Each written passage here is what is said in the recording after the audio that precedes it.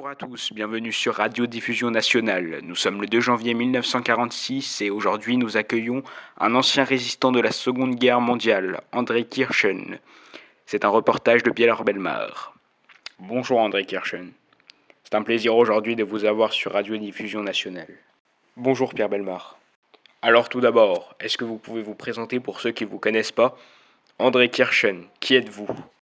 Alors je m'appelle André Kirchen, j'ai 19 ans et j'ai été résistant durant la Seconde Guerre mondiale. Et quel a été votre premier engagement dans cette guerre? Tout d'abord, il faut savoir que ma famille s'est installée en France quand j'avais 5 ans, en 1931. Je suis de ce fait d'origine juive, mais j'ai suivi l'enseignement français depuis mes 5 ans jusqu'au grand lycée parisien, Carnot, Janson de Sailly, puis Pasteur. Et j'ai développé un intérêt très tôt pour la politique, pour l'histoire de la commune, mais surtout de la Révolution française. Je passais le plus grand de mon temps à lire, et en 1938, je m'en souviens encore, j'ai commencé à fréquenter les débats et conférences du club des Amis du Front Populaire et des Volontaires de la Liberté, et à partir de là, je me suis engagé sur la voie du résistant à combattre dans les bataillons de jeunesse. Avez-vous eu un surnom ou des faux papiers pendant cette guerre?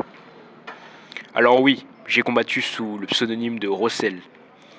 C'est un bien vulgaire nom que m'ont attribué mes compagnons de résistance à l'époque. On en avait tous un. C'était obligatoire dans la résistance. Et quel âge avez-vous eu pendant cette guerre? En 1939, quand la guerre a commencé, j'avais 13 ans.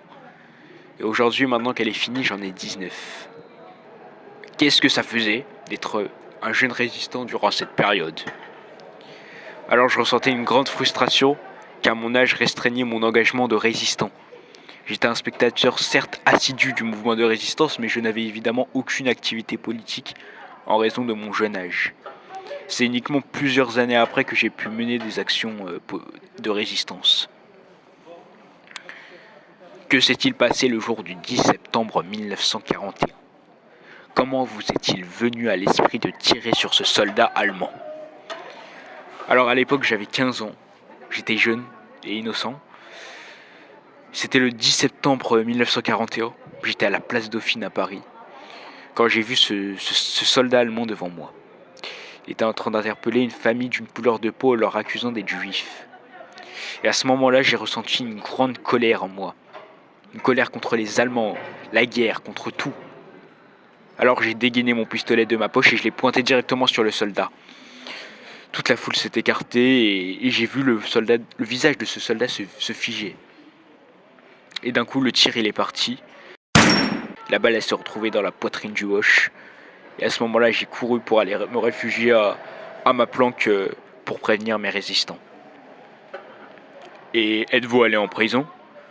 Alors oui, j'ai été arrêté, mais pas pour avoir tiré sur ce soldat, mais le 9 mars 1942, le lendemain de l'échec d'un attentat à l'explosif à la salle Wagram à Paris, et de l'arrestation de Georges Tondelier, un camarade à moi. Et quelles sont les conditions de vie en prison? Les conditions, elles sont très dures. On nous donne une bouchée de pain pour survivre. La journée et la prison étaient très sales. Le 4 mai 1942, j'ai été déporté vers les prisons allemands et il fallait un certain mental pour tenir. Avez-vous été interrogé et torturé?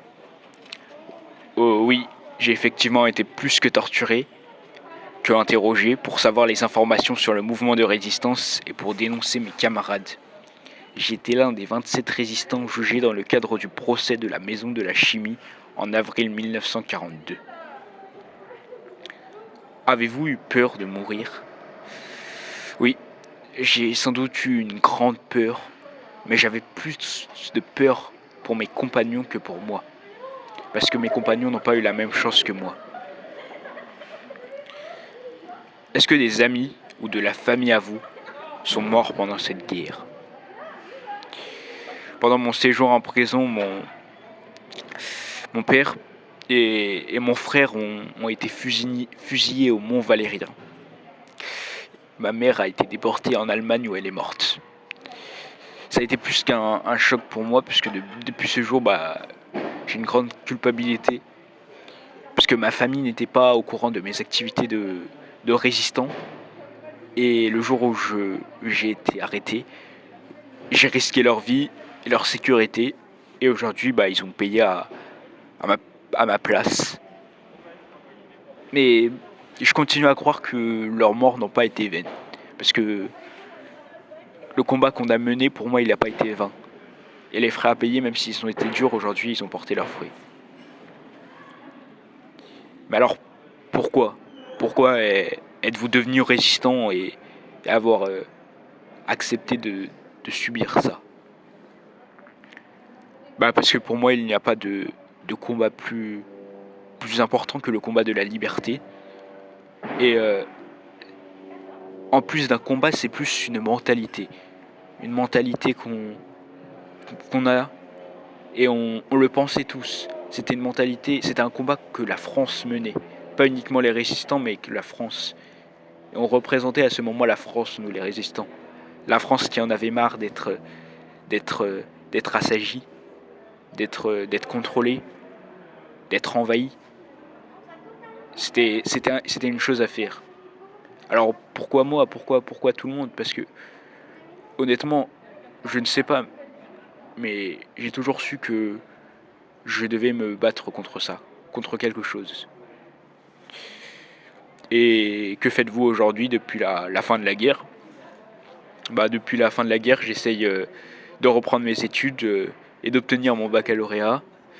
Et j'aimerais bien, pourquoi pas, plus tard devenir enseignant ou écrire des livres sur mon histoire. Qui sait? Merci pour ce précieux témoignage, André Kirchen. Très touchant, très émouvant. Voilà maintenant 4 mois que la guerre est finie. Et pourtant, ces traces, elles ne disparaîtront jamais. Je suis content d'avoir fait cette interview avec André Kirchen. Et je vous souhaite une très bonne journée. C'était Pierre Bellemare sur Radio Diffusion Nationale.